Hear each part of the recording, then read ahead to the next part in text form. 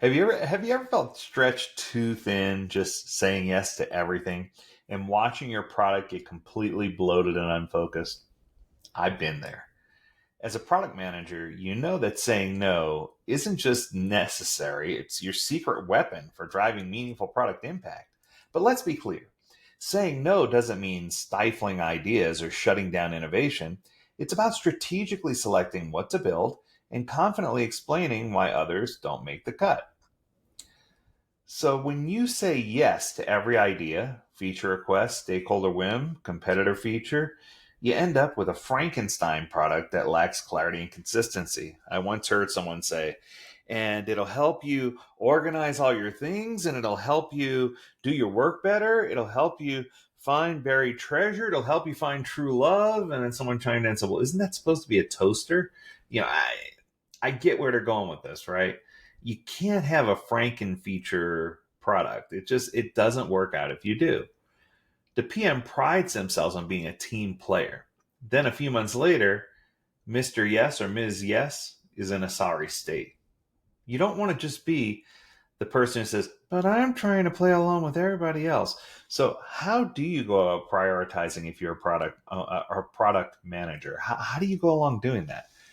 I think first things first, right out of the gate, you can't say no effectively if you don't know what you're aiming for. So you need to define what your North Star metric is going to be.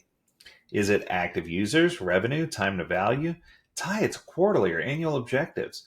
If a request doesn't move the needle, it probably doesn't belong. Let's choose number two. You need to choose how you're going to prioritize like a framework and stick with it. So the goal is to introduce consistency and transparency into who decides what gets built and why. So sometimes at the top, you're doing value versus effort. Low effort, high value is a quick win. High effort, low value is something you should avoid. High effort, high value are the big bets. And then low value, low effort are just the fill-ins that you're going to throw in. This works really good for small teams and organizations, but you need a better nuance as the complexity grows and the size of the organization grows. There's also RICE, reach, how many users will it touch? Impact, how much does it move your metrics? Confidence, how sure are you about the estimates? And then effort, how many dev months, days will it take? Combines rigor and objectivity, and hello, it's transparent decision making, right? Because everybody's involved in decision making. Then there's the Kino model, where you have the must-haves, the performance features, and the delighters, the pleasers. This one works really well when you're trying to prioritize things at a high level. And then you can leverage your framework to say no. That's a nice idea, or for this time we don't have bandwidth. That's not confidence when you do those things, though. That's annoyance and avoidance, if you will. With a framework, you can say, this ranked low or high on the RICE score, or it's just outside of our reach, or in the red light, green light, it did not make the cut. So communication is the key to making all this done. A framework helps, trust me, but you got to share what you know. I realized they didn't understand why I made the call that I did, how I decided, and why I couldn't do it in front of the whole group.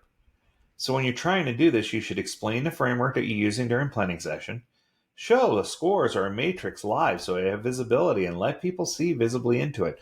This is what makes my red light, green light report so successful. People love this because it gives you complete transparency and visibility.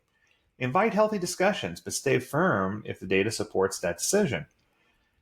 This transforms your no into a respected decision, which is backed by strategy and not politics.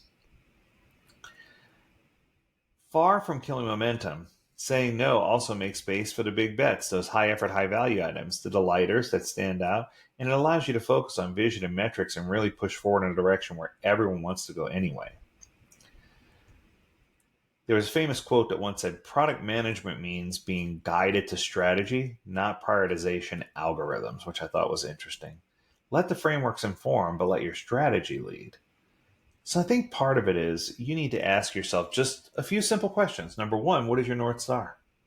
Number two, which framework fits what you're trying to build best? Number three, how did you score things transparently so that everyone can see?